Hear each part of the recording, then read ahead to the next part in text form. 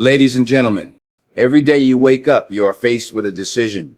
You can either let the day run you, or you can stand up, square your shoulders, and run the day. And it all starts with your thoughts. What you tell yourself before the world tells you anything else. Speak these things to yourself, not just once, but daily. Speak them when you rise. Speak them when you're low. Speak them until your inner voice becomes louder than the noise around you. Because life isn't just about talent, it's about training. And the first muscle you train is your mind. What you consistently tell yourself shapes how you see yourself. And how you see yourself determines how you move in the world. Your identity is not built in a day, it's constructed moment by moment, thought by thought, word by word. And the most powerful words you will ever hear are not from your parents, your teachers, your coach, or your boss. The most powerful words you hear come from you. Every morning before the world has a chance to speak to you. You've already spoken to yourself. Whether you know it or not, you've already made a decision about who you are and what you're worth. This is where self-affirmation comes in. It's not fluff, it's not delusion. It's not standing in front of a mirror chanting, "I'm amazing," for no reason. No, it's about reinforcing truth. It's about remembering what matters. It's about building a relationship with yourself that is rooted in intentional honesty, not the noise of doubt and fear, because what you affirm, you strengthen, and what you repeat, you believe. Every time you say, "I can't," you train your mind to stop searching for solutions. But when you tell yourself, "I'll find a way," you keep the door open to possibility. Your mind listens to your language. If you speak defeat, you condition yourself to give up early. But when you speak resilience, your mind begins to prepare for the fight. Affirmations done right are acts of mental alignment. They remind you of your core values. They point your focus toward who you're becoming, not just who you've been. The person you're working to be is already in you. You just have to feed that part of yourself. When you wake up and tell yourself, "I am in control of my attitude," you are not pretending life is easy. You're preparing for life to be hard and reminding yourself that your attitude is your weapon, your shield, and your compass. It's not about ignoring problems. It's about refusing to be ruled by them. Daily self-affirmation is how you push back against the chaos of the world. The world will try to name you lazy, broken, weak, unworthy. It will try to label you based on your past, your failures, or your fears. But when you speak truth to yourself every single day, you reclaim that power. You say, "This is who I am. This is what I stand for. And this is where I'm going." You stop letting life happen to you and you start showing up for your life. Let's be clear. Affirmation is not magic. It doesn't erase pain or eliminate difficulty. What it does is train your inner voice to work with you, not against you. It sharpens your focus, steadies your heart, and elevates your energy. In a world full of noise, daily affirmation is your anchor. It's how you speak stability into a chaotic world. It's how you remind yourself that you still have a choice. How you see, how you think, how you respond. So when you make it a daily habit to speak to yourself with clarity, with courage, and with conviction, you're not just being positive, you're building identity. You're constructing a mental foundation strong enough to weather the storms of life. And the truth is, your life will never rise higher than the story you keep repeating to yourself. Tell yourself the right story. Every day, every morning, every time the world tries to tell you otherwise. Because the person you're becoming is listening. You are not here by accident. You are not a random combination of genetics, circumstances, or coincidences. You are here with purpose. And when you start to believe that, when you really begin to internalize the idea that your life has meaning, it changes the way you walk, the way you talk, the way you approach each day. Too many people drift through life waiting for some grand sign to show them why they exist. But purpose isn't something you find one day, it's something you live into, something you uncover over time, through service, through struggle, and through showing up. Every single person on this earth was born with something to offer. Purpose doesn't always look dramatic. It isn't always some big moment on a stage or a title on a business card. Sometimes purpose is quiet. Sometimes it's the way you show up for your family. Sometimes it's the way you lead with integrity when no one's watching. Sometimes it's the strength to keep going when others would quit. Purpose lives in your principles. It lives in your presence. And it grows when you live with intention. Telling yourself, "I have purpose," is not about pretending that every day is perfect. It's about choosing to believe that even in the mess, even in the struggle, your life matters. That your steps, even the small ones, are part of something bigger. And when you wake up and remind yourself of your purpose, you start to operate differently. You stop wasting time. You stop waiting for permission. You start realizing that the clock is ticking and what you do today shapes your tomorrow. Purpose gives you direction. Without it, you chase anything that looks good in the moment. You become reactive, easily distracted, constantly searching. But when you know you have purpose, you don't need to chase trends. You stand on values. You don't have to impress everyone. You stay focused on impact. You don't crumble when people misunderstand you. You stay anchored in your why. People often ask, what if I don't know what my purpose is? That's a fair question. And the answer isn't always immediate. But here's the truth. You don't need a perfect answer to start living with purpose. Start by asking, what do I care about?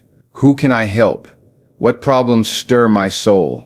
When you lean into those questions and take action, purpose will meet you there. It's not about waiting to be called. It's about responding to the needs right in front of you. And here's another thing. Purpose gives pain perspective.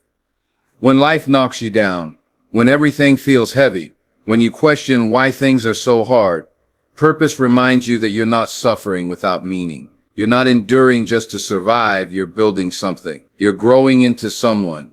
Your struggle is not wasted when it's tied to something greater than yourself. When you wake up and tell yourself, I have purpose, you're speaking life into your path. You're reminding your heart why it beats. You're giving your actions weight. Purpose turns ordinary tasks into acts of legacy. It turns resistance into resilience. It turns work into mission. That's why this affirmation is so powerful. It's not about ego. It's not about hype. It's about living with clarity, with consistency, and with courage. You have purpose, not because someone gave it to you, but because it was built into you. It's in your voice. It's in your choices. It's in your capacity to love, to lead, to build, to serve. You don't have to wait for purpose to be handed to you. You just have to believe it's already there and then act like it every single day. You are enough. Right now, as you are. That's the truth most people forget. In a world constantly pushing perfection, comparison, and unrealistic expectations, it's easy to believe that you have to be someone else, do more, or accomplish something massive just to be worthy. But let's stop right there. You are enough. Not because you've checked all the boxes, not because you've hit every goal, but because you are here, growing, learning, showing up. But let's be clear, being enough does not mean being finished. It doesn't mean you stop striving. It means you stop striving for approval and start growing from a place of security. There's a big difference between growing because you're not enough and growing because you are enough. When you grow from a place of lack, everything feels like pressure. But when you grow from a place of strength, everything becomes progress. You see, we live in a world that measures worth by titles, followers, income, or achievements. But those things are results, not reasons. Your worth isn't defined by your resume, your relationship status, or your social media feed. Your worth is defined by the fact that you're a human being with breath in your lungs, gifts in your soul, and the ability to impact the world around you. You are not a product, you are a person. And every person has value that cannot be measured by performance. When you tell yourself, I am enough, but I am still growing, you are giving yourself the freedom to be both proud and hungry. You don't have to beat yourself up to improve. You don't have to criticize yourself to level up. Growth doesn't come from shame. It comes from vision. And when you believe you are enough, you give yourself permission to grow without fear of failure. Think about this. A tree doesn't apologize for being a sapling. It doesn't compare itself to the oak down the road. It simply grows because that's what it's designed to do. And you're the same way. You're not meant to stay the same. You're designed to develop. You're meant to stretch, to reach, to evolve. But none of that growth changes the fact that you were already valuable from the start. Too often people fall into the trap of either or. They think, either I accept myself or I push myself. But the truth is, you can do both. You can look in the mirror and say, I like who I am, while also saying there's more in me I haven't tapped into yet. That's not contradiction. That's maturity. That's balance. That's a mindset that leads to lasting change. And let's talk about grace, because telling yourself I am enough is also about forgiving yourself for the missed chances, the mistakes, the moments you wish you could rewrite. Growth isn't about perfection. It's about persistence. It's about getting up again and again and choosing to keep going, even when you don't feel like it. So yes, you're enough. And yes, there's more to come. That's the beauty of the journey. You get to show up every day knowing you don't have to earn your right to grow. You already have it. You grow because you're called to more, not because you're not already something. When you start telling yourself that, really telling yourself that, it changes your energy. It silences shame. It ignites motivation. It centers you. And from that centered place, you can build a life of real substance, not just success. Say it every day, I am enough, but I am still growing. Let that truth settle in your soul and then go become the best version of yourself. Not because you have to, but because you get to. Your mistakes do not define you.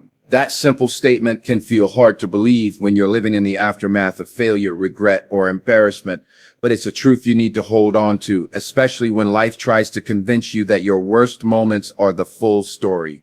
They're not. They're chapters, not your whole book. Everyone stumbles. Everyone falls short. The difference between those who rise and those who stay stuck is what they choose to believe about their failures. See, a mistake is something you did. It's not who you are. But if you're not careful, you start to attach your identity to your errors. You start saying things like, I'm not smart, I always mess up, or I'll never get it right. That kind of thinking doesn't build you. It buries you. Because when you define yourself by the wrong moment, you strip yourself of the opportunity to grow beyond it. Failure is not final. It's feedback. It's information. It's life's way of teaching you something you couldn't have learned any other way. Mistakes are not the enemy. They're the teachers. And some of the greatest wisdom you'll ever gain will come not from your wins, but from your losses. Think about it. When everything's going right, you don't ask many questions. You ride the wave. But when things go wrong, that's when you start digging. That's when you reflect, recalibrate, and rise. Telling yourself my mistakes do not define me is an act of freedom.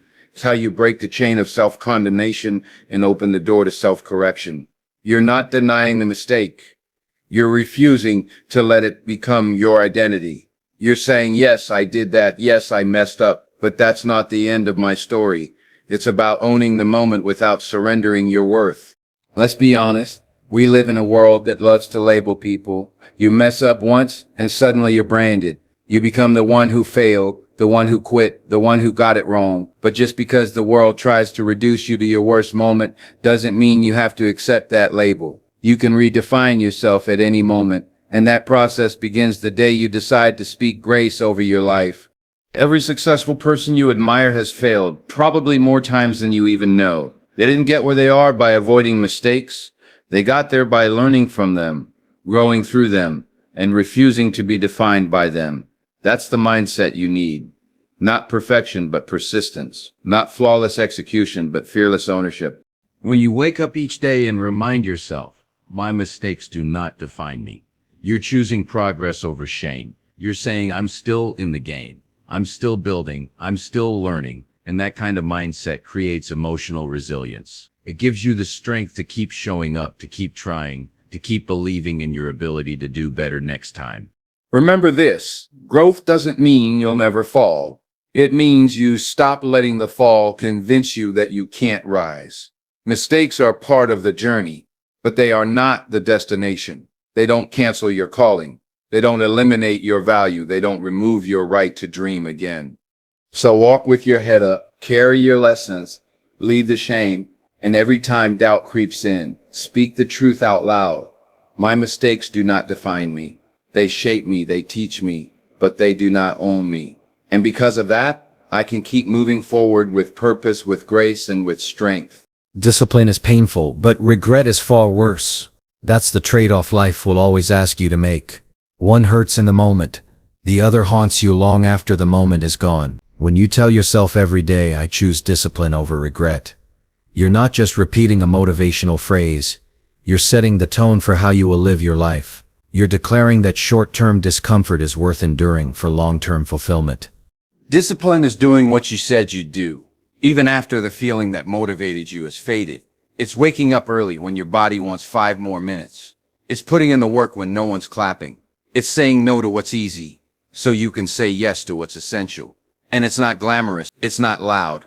Most of the time it's lonely, but it builds something in you that comfort never can.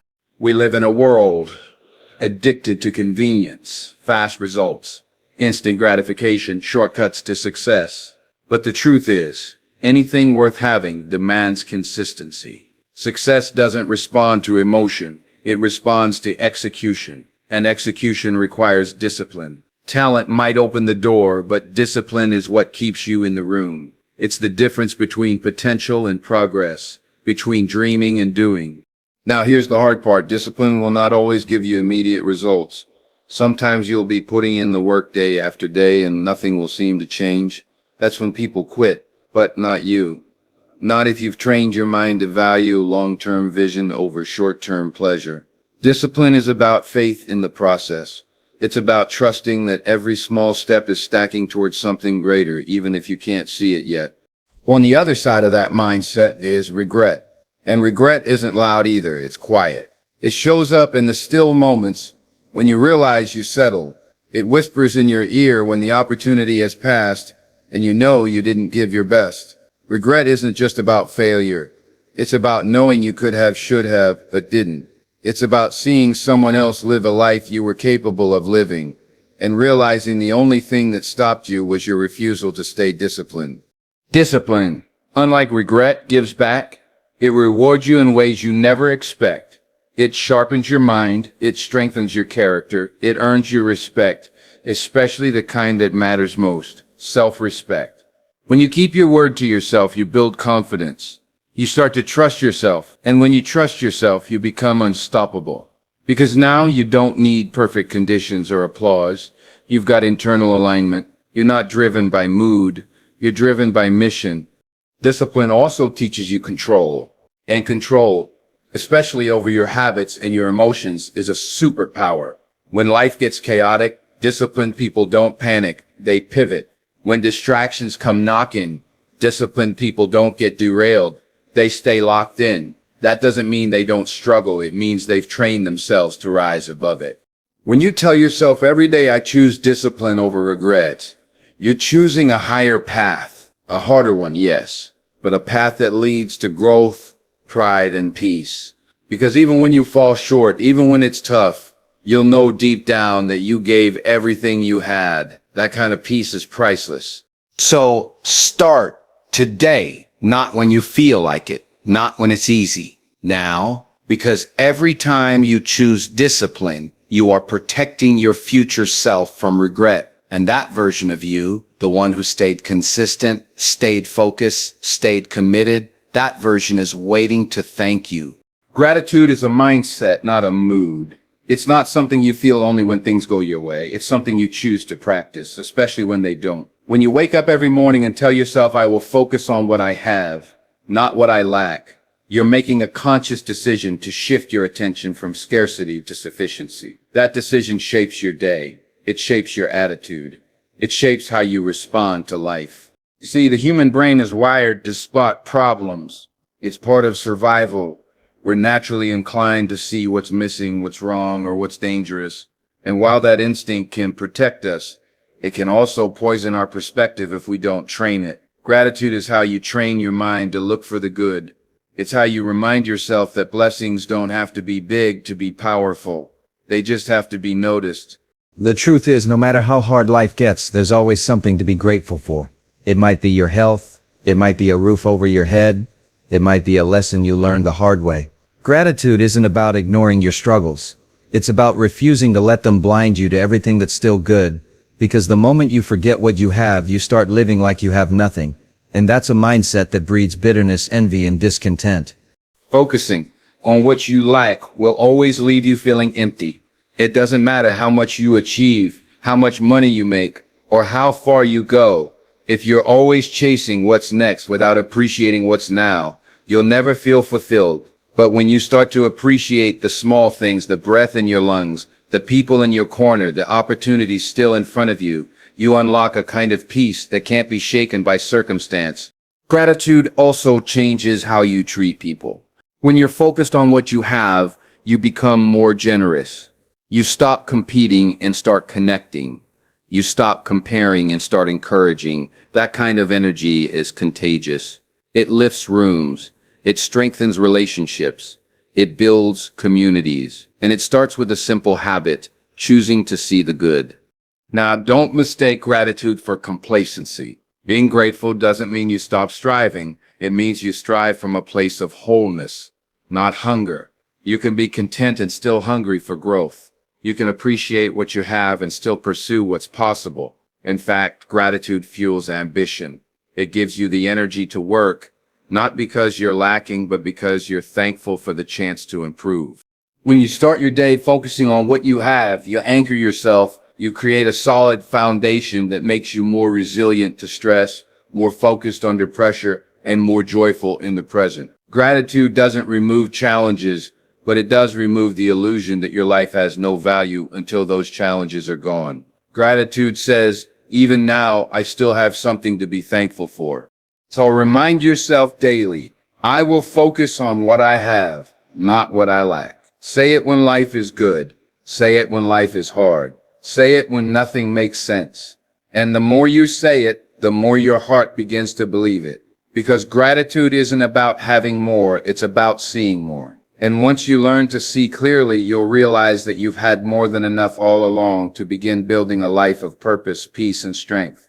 So as you walk forward from this moment, let these 9 truths be more than words. Let them be a foundation, a mindset you build on every single day.